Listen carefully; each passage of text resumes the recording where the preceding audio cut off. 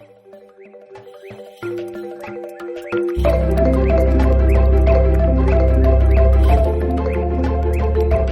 friends, this is Sarah May for Help Me Be Me.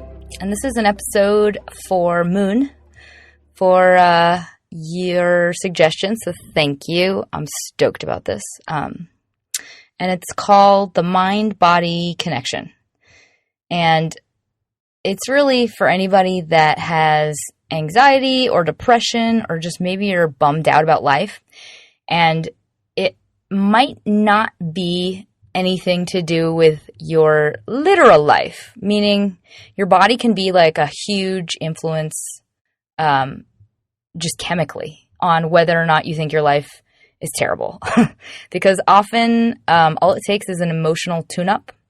So it might be time to balance your chemical levels if you're feeling a little bit off lately. So I'm going to take you through, I'm going to take your emotions to the mechanic, so to speak. So it's going to be like different ways to medicate your physical body, and also just ways to understand kind of what's going on. Because if you've been feeling a little bit crummy lately, this is a podcast for you. So there are 3 parts. First, I'm going to describe what might be you right now. Second, I'm going to describe what might be hurting you. So any kind of, general causes for this kind of thing. And then third, I'm going to go through some super simple tools that can turn the ship around. And that's my little happiness mantra for getting myself out of a bad mood. And I use it all the time, so I pass it along to you. So I picture this little happy tugboat, like an animated tugboat, and you see like that giant storm overhead, and then the tugboat's like, woohoo, let's bust a U. Alrighty. So in case you are driving right now and you want to write any of this down, I'm going to post this in a blog form on my site. So that's teaspoonofhappy.com. And I'm also going to add an emotional tune-up to my Sunday newsletter. So if you want to get that, subscribe on my website. And here we go. All right, so part 1, I'm just calling it crud muffins because I think that's a funny word. Life is just bumming you out lately. So if you're doing that thing where you are feeling bummed and you're just kind of hunting around for a cause, like you're like, maybe it's this one thing at work, or maybe it's because that person was mean and didn't call back, or you just can't tell if you're kind of finding the right cause, it might be because you're looking for a phantom of the opera. Just kidding, it's a terrible joke. So if you're like kind of in that broken record of like being bummed, these are just a couple different examples. Does your broken record of bummed outness sound like this? Hey, you want to go on a hike? Nah, I'm kind of tired. Are you watching infomercials? Huh? Yeah. Can't find the remote. Or this. How was your day today? I ate 2 bags of M&Ms and stopped at Jack in the Box like a fat kid. I hate today. Or this. Are you okay? You're cleaning your closet and it's 1 a.m. I just feel like something's wrong. Like something bad's going to happen. I don't know. It's really edgy. I'm a little anxious. Do you ever get those weird feelings? I don't know. I kind of want a beer. Or this. Is that shirt new? It's hot and super tight. Thanks for reminding me how fat I am. How could you? Translation, you feel depressed and low energy, like all you want to do is watch TV. Or you feel not stoked and it's making you snack on sugar and crappy food seemingly all day, which initiates a shame spiral of more bummed outness. Or maybe you feel anxious and worried and just unsettled, almost like something bad's going to happen, but you're not quite sure what. Or if you're feeling emotionally wounded by just about any comment from anyone, then this might be helpful. Which brings me to part 3, the tools. So all of these are basically going to help you relax and release stress and tension.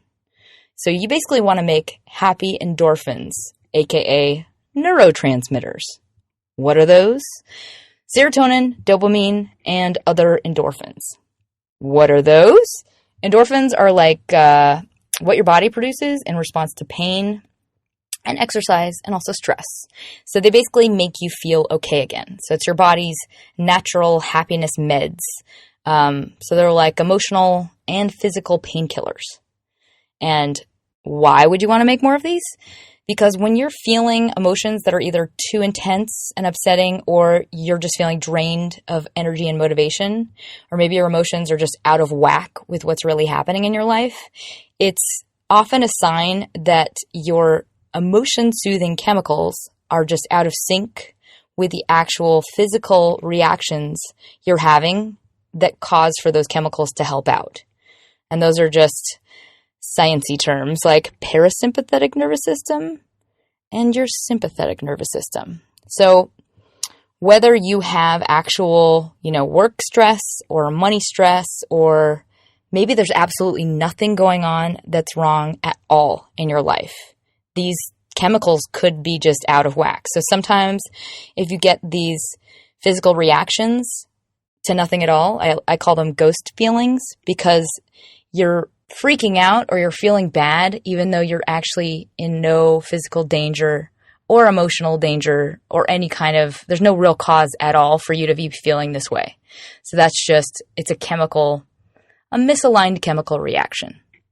So when this happens, you just will feel really, really confused by them. And so you'll kind of hunt around mentally just trying to find the source, because you're just trying to make sense of it. So it's kind of a logical reaction. So if you want more of an explanation as to how this works in your body, I'm going to give you a visual metaphor and a little bit of the science stuff. So let's imagine your body's a car. So you're like driving a car with one foot on the gas pedal, which is the sympathetic nervous system, and then the other foot is simultaneously on the brake, and that's the parasympathetic nervous system. So you're pressing them at the same time, which kind of creates a jerky ride, and you're basically burning out all of your fuel, and it's messing up your brain chemicals. So if your emotional chemicals are just totally out of whack, you're straining yourself mentally and physically, and so you're just going to feel drained. You're going to feel you're just running inefficiently. So that's what usually causes the I don't want to get out of bed to find the remote feeling. So here are some even more sciencey terms. So the gas pedal is the sympathetic nervous system, and that is your fight or flight reaction. Your body changes your blood pressure, and it diverts blood flow to all of the major muscle groups. Basically, like heightens your adrenaline so you can run to get away from danger. That's your gas pedal. The brake pedal is the parasympathetic nervous system, and that's what slows you back down once you're out of danger. So it releases all of these chemicals to slow your heart rate and kind of get you physiologically back to normal, and that means the threat is past. So that's your brake pedal. So the parasympathetic system, usually if it's out of sync, if you're just totally out of whack chemically, what will happen is your happiness chemicals, the parasympathetic, will usually turn off more easily, and they'll also take a lot longer to reactivate. So that means those freaked out and or not so happy emotions just linger. So that's why it's super, super important for you to have all of your happiness chemicals in abundance. So that brings me to the tools. So these are these tools that you can use right now, and I use them every single day, and they work, and they're awesome because they don't require any actual medicine. And they're just really simple techniques that you can use to make some happy chemicals. So the first one is deep breathing. So deep breathing, you might feel like you breathe every day, you're good at breathing deeply, but there's actually a very specific kind of breathing you have to do in order to get your happy endorphins to release into your body. So it's basically you're promoting this release of like well-being and relief from all the pain. So they call it resonant breathing, and it's basically up to you want to ideally hit 6 breaths in a minute.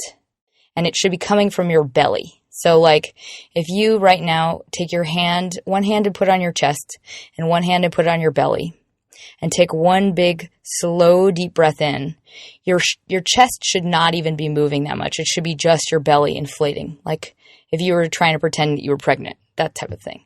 So that's the type of breathing you want to do. And you want to hit, if at most, I would say 7, but around 6 deep belly breaths per minute. So as long as you can stretch that breath out. And it might make you feel at first like you're running out of air, but you get used to it really quickly. So just practice taking very, very, very slow and deliberate breaths. And one of the best techniques, I think, just to get used to this is doing counts while you're breathing in and then counts while you're breathing out. So you want to get all of the air out of your body too when you breathe all the way out, like to the point where you're like, like squeezing it like a toothpaste tube out of your body. So resonant breathing, it basically synchronizes your heartbeat with your breath rate. And so what it does is it just encourages production of all of those neurotransmitters, the happy chemicals that you want. So when your parasympathetic activity, it slows the breathing. So it's an automated thing that will slow your breathing and your heart rate. But you can also do the opposite, where you can increase your parasympathetic activity by just doing slow breathing. If this is an easier way to remember it, I like to call it book breathing, because if you lie down on your back, it helps you really breathe from your belly. And you basically put, if you have a big book in your house, just stick it on the bottom of your belly. And you're basically going to breathe in and out and watch that book lift up and down, just right over your belly button and right maybe lower than that. So you should be, when you're inhaling, lifting up that book as high as possible. So if you can, try and exhale for a little bit longer than when you're inhaling. So let's say around 6 to 8 seconds for the exhale. Alrighty, so that's number 1, breathing. Number 2 is exercise, and any kind of exercise, but aerobic exercise helps a lot. So it's one of the easiest and best ways to increase your body's production of both serotonin and other happy endorphins. So what happens when you have low serotonin is your body craves junk food. So it's almost like to release the endorphins, like the same endorphins that are released when you're eating food, they can also be released by doing the breathing exercise. They can also be released by doing exercise. So if you're starting to have lots of cravings of random junk food during the day, try adding foods to your diet that have high vitamin content. So things like green and yellow leafy vegetables, and that'll promote more serotonin production. But in general, exercise. You're going to reduce your cravings overall. And the next one on my list, number 3, is meditation. And so this is a tough one for a lot of people because it seems like it's boring and it requires a lot of focus you might not have. But meditation in general, you don't have to be good at it. You just have to be consistent about it. So it's like, even if your brain is wandering away, if you just sit and decide you're going to focus on, for example, the sound of your breath, all you have to do is just keep returning your focus back to the sound of your breath. Like, it'll go wander around, think about the grocery list, think about whatever, and then just remind yourself, like, oh, I'm listening to my breath. That's what meditation is. You just keep returning and training your focus back to what you decided to focus on. I also recommend, if you get a chunky beaded bracelet, any kind of chain that's got a link that's different.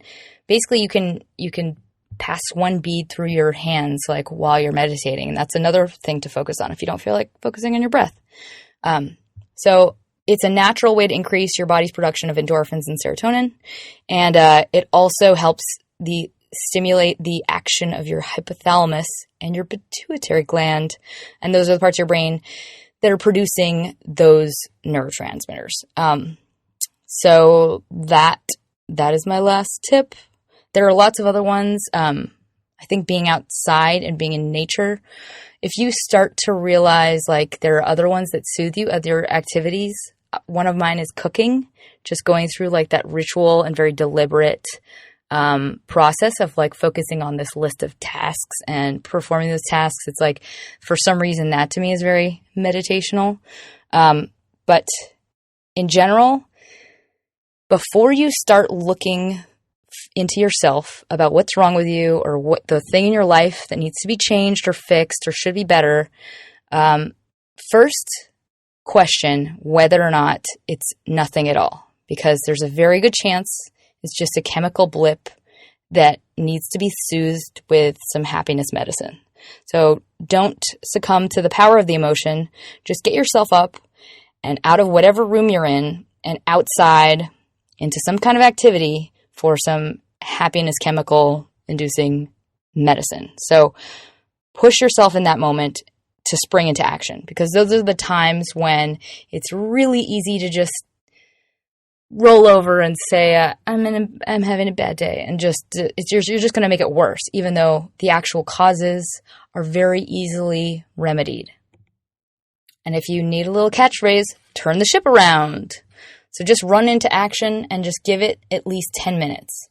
And I think you'll find you'll feel so much better really quickly, because when you're happy is when you can see reality for what it is.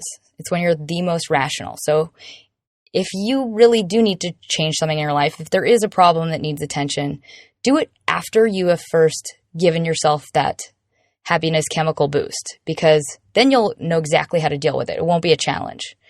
And if you have suffered from some sort of anxiety or depression or whatever it is habitually, like you've had this problem, know that your body will recover if you help it.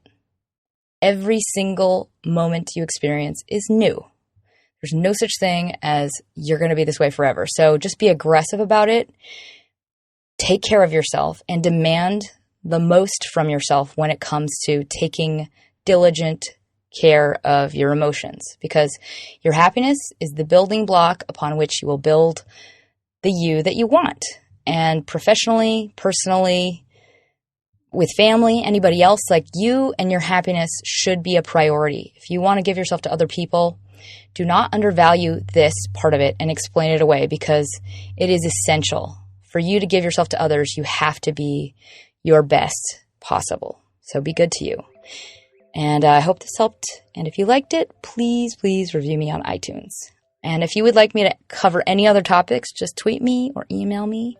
And don't forget to smile.